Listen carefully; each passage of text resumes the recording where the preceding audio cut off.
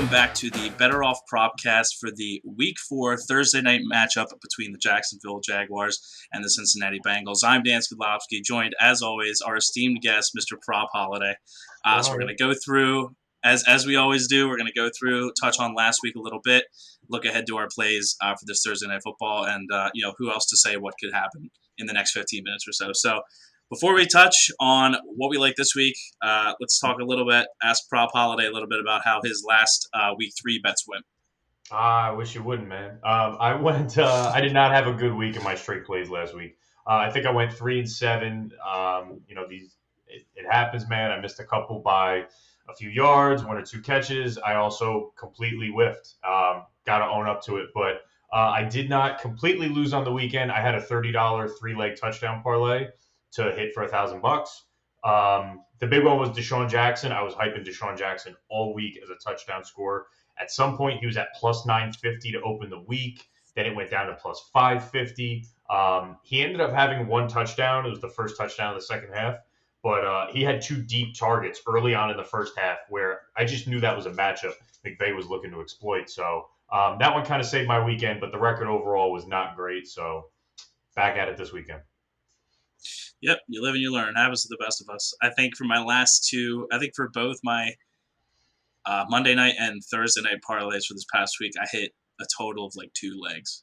I mean, granted, the Panthers game didn't go as people did when McCaffrey went out, and the Eagles game, don't even get me started. I don't even know what happened there. That was all a blur, and I've been just trying to forget all about. I've been trying to forget all about that since. But okay, so we're moving on. Week 4, Thursday night football. We got, like I said before, Jaguars at the Bengals. Jaguars 0-3. Bengals are 2-1, tied for the lead in the AFC North with the Browns. Surprisingly enough, not surprisingly enough, the Bengals are minus 7.5 right now. The line's been kind of shifting half a point of the way, and the over/under is set at 46. So before we get into our same game parlays, I know PropHolliday has a single play that he's been liking. Sure. So when I got this when it opened, the line has completely shifted within the last 36 hours. I'm really on Joe Mixon this game. A lot of people are, and for good reason. I got him over 18.5 rushing attempts at minus 115 on Caesars. I love this play. I seen it go up to 19.5. I would scale back the unit on that. 20.5, I really don't see the value in there, but he's averaging 22 carries per game this season. He's hit it in 2 of the 3 games this year. The one game he didn't hit it, he had 18 versus Pittsburgh, so he was kind of right on the nose with this line. A 7.5 spread indicates a blowout, so I think we see a lot more mix and touches in the second half. And the Cards had a lot of people rush the ball against them in the first 3 games. 30 rushing attempts in week 1, 30 rushing attempts in week 2, 41 rushing attempts in week 3. So I really, really do. I like this line, 18.5. It's probably at 19.5, depending where you are. But don't play it over 19.5, I'd say. Cool. So we're going to go into our same game plays. And as always, we're going to save the best for last, and I'm going to go first. So my kind of thought going into this game, I expect the Bengals to win by 2 scores. So we mentioned minus 7.5 is kind of a blowout line. I don't see them winning by more than, I want to say maybe like 17. So I guess that'll be a little bit more than 2 scores. I do think that the Jaguars are going to get probably a couple TDs. I'm envisioning maybe like 2 TDs for the Jags, 4 for the Bengals, maybe a couple field goals in there. But that's kind of, before I pick, the number of touchdowns I want and who I want to score, I kind of have to envision what I think the game is going to look like. Mm-hmm. And so that is what I am starting at going into picking the same game parlay. So I have 3 touchdown scorers, 2 from the Bengals, 1 from the Jaguars, to respectfully to what I was saying. So my 2 touchdown scorers from the Bengals, I like Jamar Chase and Tyler Boyd. And then from the Jaguars, I like James Robinson.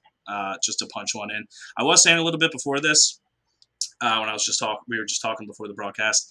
It is obviously going to be an interesting game for the number one reason that the last 2 number 1 picks are squaring off in prime time against each other. We have not seen a very good Jaguars team, obviously, but we have not seen Trevor Lawrence under the lights like he's so used to playing at Clemson and for the past 4 years of his life.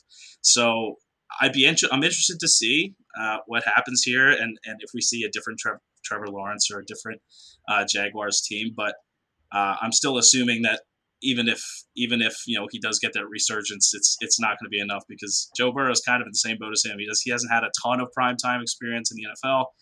He had a lot, obviously, at LSU and the national championship year. These guys both have national championships. I think it's going to be a really exciting game, but I don't. I think maybe Lawrence throws for one, and then maybe they probably just get one, pound one in with James Robinson. So that's why I like Robinson. On the back of it being a blowout 2-score game, whatever you want to call it, I have DJ Chark over 51.5 receiving yards. The classic, we're down, we're running out of time, we got to hit our number one. And so 51.5 seems reasonable. It's that's 2 big catches in the third or fourth quarter if they're not already going to be feeding him all game. He was one of my plays last week. I had him over 52.5. I think he finished around 46 or 48, but he had a lot more targets. So I'm with you on the Chark train. I think eventually that connection is going to start paying dividends. So hopefully for you this week, man. Yeah. Let's hopefully have it starting now. So on the back of this was kind of interesting because I didn't know. I tried to put this in. I wasn't sure if it was going to move the odds, but it did just a hair, maybe like plus 100 or plus 150. Joe Burrow over 1.5 passing touchdowns. So this is a line. I was just talking to PropHolliday before this. I am placing this parlay on Caesars Sportsbook. We were talking about it. He said he also kind of liked that line. It was not available on FanDuel, so it might be a book-by-book type of line.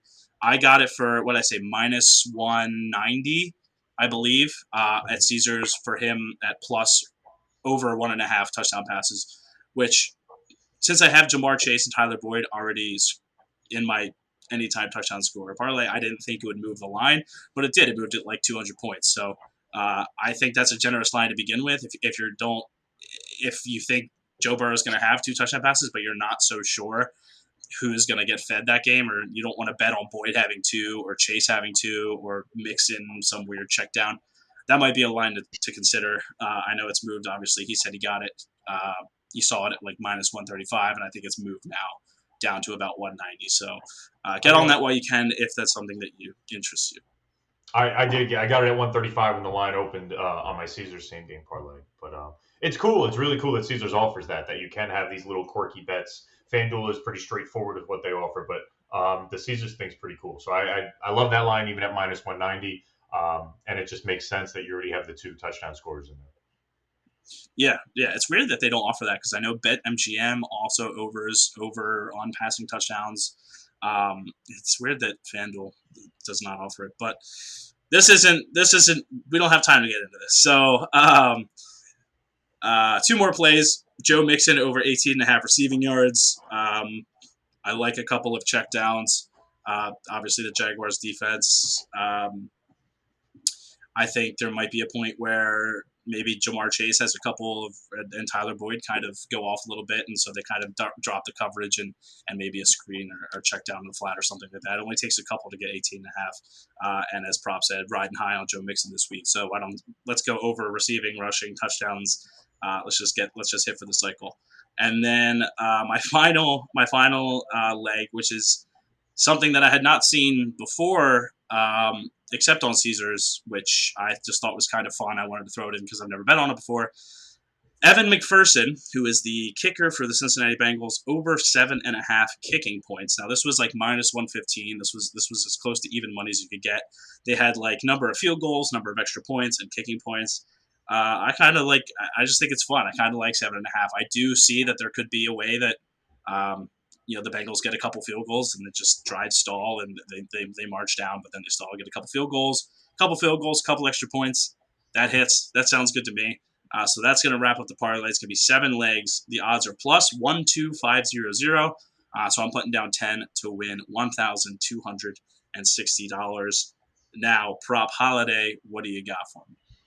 So I'm over on FanDuel for mine, and we have some overlap, which probably would make sense. I have a 6-leg parlay. I'll start off with the easy one, the low-hanging fruit. The Bengals minus 2.5. I do think the Bengals win this game. I hate giving anything over a field goal. I learned that last week with the Raiders and the Dolphins. I lost by the hook, but Bengals minus 2.5 and over 45. I actually think it's going to be a little bit more competitive. Eventually, Cincinnati pulls away, but just in case they don't, that's the 2.5. And the 45, I'm thinking 28, 24, something around there. So I feel safe around the 45 points. And the basis really for my same game parlay are the touchdowns, because I do think is going to be a little bit higher scoring. So Joe Mixon's an obvious one. We talked about him getting the rock before. I do think he's going to get some catches. I do think he's going to get 19 to 20 touches. So Joe Mixon to score. With T. Higgins declared out, Tyler Boyd, same as you. He is around that 75% snap share, even with Higgins in the lineup. But with Higgins gone, he's going to see a lot more targets than normal. I do think he lines up in that slot role. So Tyler Boyd to get a touchdown. And then my two wild cards for Jacksonville. Laviska Shenault. I do think a lot of the defense and the focus is going to be on Marvin Jones. He's really established himself as the clear-cut number one wide receiver and the favorite target of that offense. But Laviska Shenault is really used as kind of the Swiss Army knife. They send him on end arounds. They give him rushes. They give him slants. They give him screens. They let him make plays with his legs. So I think Shenault gets in. And my favorite one is probably the highest odds, Trevor Lawrence. Trevor Lawrence has not made any plays really with his legs this season. And you mentioned him playing under the lights that he's used to. I think Trevor Lawrence punches one in this game. It was plus 350, I believe, on FanDuel. I'm sure you could find it higher if you shop it around. But I think Lawrence, we get in the red zone, everyone goes four wide, and he takes one right up the middle. So Trevor Lawrence, Tyler Boyd, Laviska Shenault, and Joe Mixon, all to get in the end zone. Over 45 points, and Bengals minus 2.5. The Thursday night games I've enjoyed quite a bit, even though it was Houston, Carolina last week. I loved watching Sam Darnold, so I'm actually excited for this game. Burrow, Lawrence. So for this parlay on FanDuel, 6 legs, $10 wins you 1,721. So it's a 170 to 1 same game parlay in a game that I actually think is going to be more interesting. It's going to be more interesting than people are letting on. So I'm pretty pumped for it. Just for fun, what percentage do you think the Jags have of winning this game? Percentage of winning the game? 10 to 15%.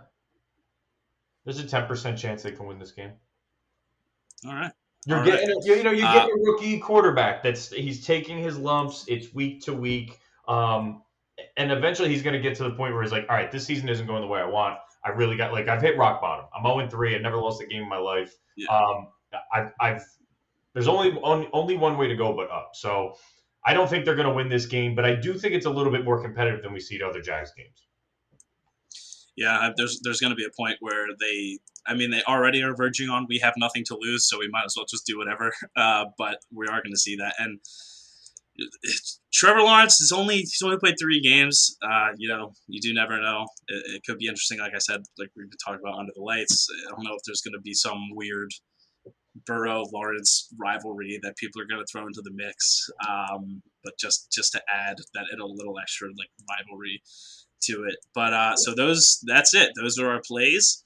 That's basically all we got right now. I just have a quick question for PropHolliday, a little fun question. So we talked a little bit before this about how you are going to be qualifying for the Caesars jersey giveaway promotion, as I will be as well. And I just want to know whose jersey you're going to get.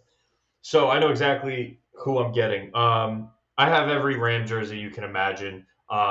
I love the white with the yellow sleeves. Every Ram fan knows that's the traditional. When you have LA in your mind, when we won the Super Bowl in St. Louis, it was the white with the yellow sleeves. So right off the bat, I know it's going to be that white alternate. And it's Matt Stafford. It's the MVP of the league right now. I'm all in on him. He's playing the best football of his career. I saw some today in Detroit in 9 years, 10 years with Detroit, he had 1 NFC Player of the Week. In 3 weeks with the Rams, he has 2. I think the Rams will be a top 2 team in the NFC, and he will be the quarterback of that team, and that puts you in the MVP discussion. So I'm going Stafford with the alternate white with my free jersey. What about you, man? That is somehow the least surprising and most surprising stat at the same time about Stafford. For my jersey, so I actually just bought an Eagles jersey 2 weeks ago. There's nobody on the Eagles right now that I love. The closest person I could think of, because the most recent Eagles jersey I have in my closet was Nick Foles on his first tour in Philadelphia after he left, and I went to like Kohl's and there was like a $10 Nick Foles jersey. He then came back, and that's the jersey I was wearing when we won the Super Bowl, so that was nice. But that's the last time I bought a jersey, probably 2016 or so. So I was like, it's time for another Eagles jersey. I don't love any of the players right now, but Miles Sanders was the closest. So I just bought a Miles Sanders jersey. I got the Eagles boxes and the Penn State boxes. Like I was like, this is a perfect jersey. Yeah. And then this promotion came, and I was like, all right, well now I need to think of somebody to get. I'm not going to get another Eagles jersey if I only love Sanders. So I think I'm actually going to go. I was looking at NFL Shop yesterday. I think I'm going to go with a LaDainian Tomlinson powder blue Chargers jersey. I had one when I was younger. Obviously, LT when he was in his prime, I was like 10 or 11. So like that's when I'm like a kid. Yeah. Like LT was like the man. I obviously don't have it anymore. I don't think it would fit me quite as well. But I was looking at them yesterday because they have like the retired jerseys. The Mitchell and Ness ones, right? Yeah, they have the Mitchell and Ness ones, but they also have like like new jerseys like they are now, but like old players. Oh, so like they have like so they have like the Herbert jerseys and the Cup or not. The Herbert jersey is not Cooper Kupp, and the LT and the LT jerseys like look exactly the same right next to each other. So probably go LT, a little throwback action. I wish I didn't just spend the $90 on the Sanders jersey like 2 weeks ago, but what are you gonna do? But I think that is about it. I just had to kill time to get to our normal 17-minute quota. So thank you everyone for watching. Best of luck this week. Week 4, we're going to turn it around. Everyone who was down last week, we're turning it around. Everyone who was there, we're going to keep it hot. And make sure to follow BettorOff on Twitter at BettorOff Sports, Instagram at BettorOff. Every social media other than that, you can find us somewhere. Follow me. Follow PropHolliday for more picks throughout the season. And until next time, take it easy. Good luck with your bets, and thanks for watching.